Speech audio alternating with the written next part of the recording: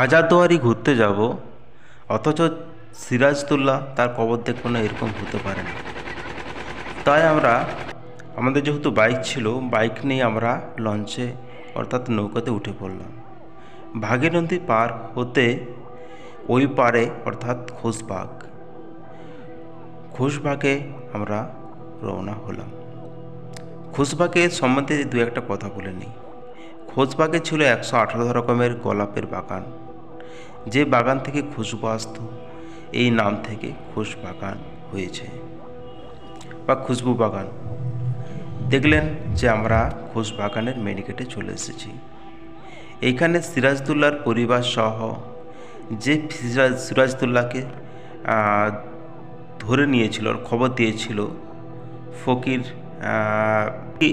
ফকির চাঁদ সহ অনেকেরই কবর আছে। এইখানে যেসব কবর আছে, দুটো কবর বাদে সমস্ত কবরই প্রায় হত্যাকাণ্ড। এখানেও আলিগনগরের গোলকধাঁধা সিনেমা শুটিং হয়েছে। খোশবাগের এই যে বিল্ডিং দেখতে পাচ্ছেন, ওই ভিতরে সাদাটাই, ওর ভিতরেই সিরাজদৌল্লার কবর আছে।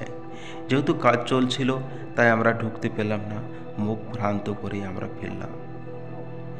যে সিরাজদৌল্লাকে খবর দিয়েছিল, তা ধরিয়ে দিয়েছিল, ওই গাছের তলায় যে কবরটি আছে বাঁধানো, ওই কবরটি হচ্ছে সেই ব্যক্তির। তাছাড়াও এখানে আলীবর্দী খাঁ, আমিনা বেগম অর্থাৎ সিরাজের মায়ের কবর আছে। সিরাজের স্ত্রীর কবর আছে সজ্জিতভাবে। এইখানে অনেক কবর আছে, যার মধ্যে সঠিকভাবে কেউ লোকাল গাইড নির্দেশন দিতে পারে না। তাছাড়াও এইখানে যে ফর্মালিটি আছে, সে মেনটেন্যান্স করে আমরা এই কবরস্থান অর্থাৎ গোরস্থানে প্রবেশ করলাম। Thank you so much my video. ধন্যবাদ সবাই।